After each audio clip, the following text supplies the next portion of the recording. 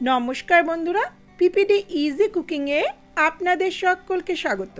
আজকে নিয়ে এসেছি শুটকি প্রেমীদের জন্য আরও একটা ভিন্ন ধরনের রেসিপি। আমার আজকের রেসিপি বাঁধাকপি দিয়ে চিংড়ি শুটকি বাটা। এটি গরম ভাতের সঙ্গে খুবই ভালো লাগে। যারা শুটকি খেতে পছন্দ করেন না তারাও এই রান্নাটা মজা করেই খাবে। শীতের সিজন, বাজারে প্রচুর ফ্রেশ বাঁধাকপি পাওয়া যায়, তাই আজকে নিয়ে এসেছি আমার পছন্দের এই শুটকি বাটার রেসিপি। আশা করছি আপনাদের ভালো লাগবে। ভালো লাগলে লাইক, কমেন্ট, শেয়ার করবেন আর চ্যানেলটাকে সাবস্ক্রাইব করে পাশে থাকবেন। রেসিপিটা শুরু করি।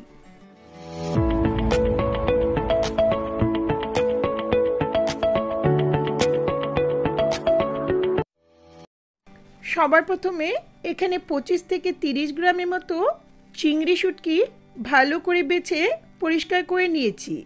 এটা বেশ কয়েকবার ধুয়ে ফুটন্ত গরম জলে কিছুক্ষণ ভিজিয়ে রাখব।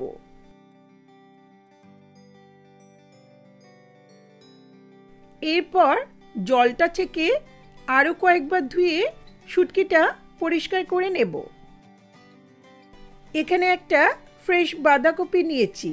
পুরো বাঁধাকপিটা লাগবে না, এই বাঁধাকপিটার 4 ভাগের 1 ভাগ রান্নাটাতে ব্যবহার করব। এটা ভালো করে ধুয়ে মোটামুটিভাবে কুচিয়ে নেব।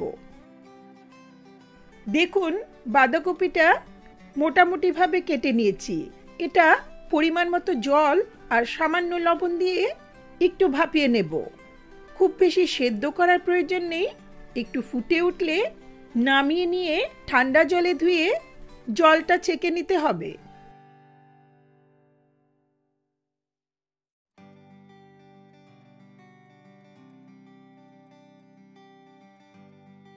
এখন একটা ব্লেন্ডিং জার নিয়েছি, এতে পরিষ্কার করে রাখা শুটকি মাছগুলো দিয়ে দিচ্ছি।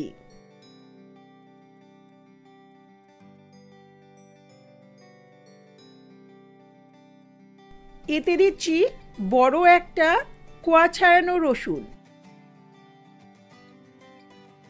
1-1.5 ইঞ্চি মতো আদা, 2 মিডিয়াম সাইজের স্লাইস করা পেঁয়াজ, বেশ কয়েকটা কাঁচা লঙ্কা আর বাঁধাকপিটা ভালো করে জল ছেঁকে দিয়ে দিচ্ছি।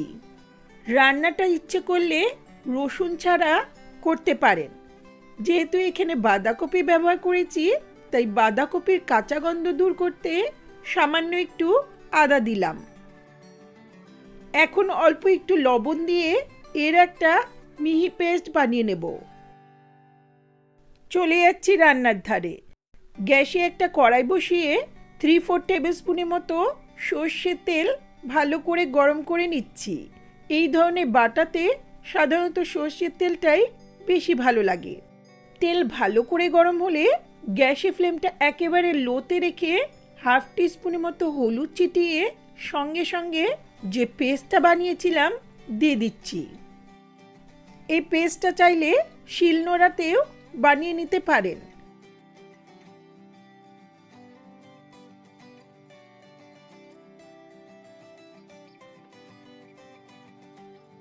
এখন মিডিয়াম ফ্লেমে নেড়েচেড়ে প্রায় 2-3 মিনিটের মতো রান্না করব, যাতে পেঁয়াজ রসুনের কাঁচা গন্ধটা চলে যায়।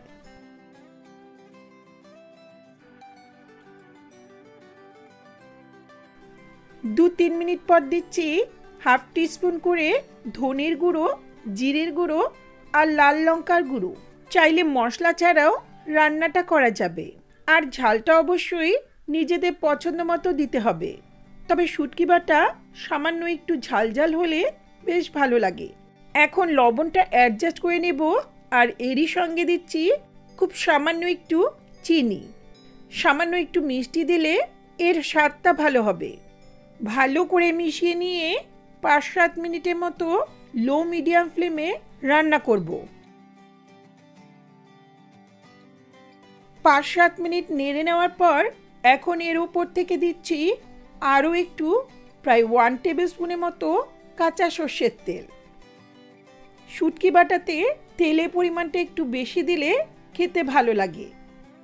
এখন ভালো করে মিশিয়ে নিয়ে লো ফ্লেমে ততক্ষণ রান্না করব যতক্ষণ না জলটা শুকিয়ে বাটাটা কড়াই থেকে ছেড়ে আসছে।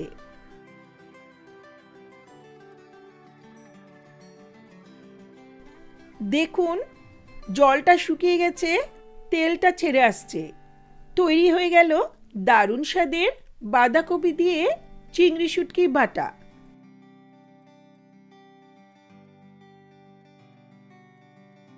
এই শুটকি বাটা সার্ভ করুন গরম ভাতের সঙ্গে। যদি আগে কখনো এইভাবে শুটকি বাটা ট্রাই না করে থাকেন তাহলে অবশ্যই আমার মতো করে রেসিপিটা ট্রাই করে দেখবেন। আমার বিশ্বাস আপনাদের ভালো লাগবে। ভালো লাগলে লাইক কমেন্ট শেয়ার করবেন আর চ্যানেলটাকে সাবস্ক্রাইব করে পাশে থাকা বেল আইকনটা অবশ্যই প্রেস করবেন যাতে আমার ভিডিওর নোটিফিকেশনগুলি আপনাদের কাছে সহজেই পৌঁছে যায়। ধন্যবাদ।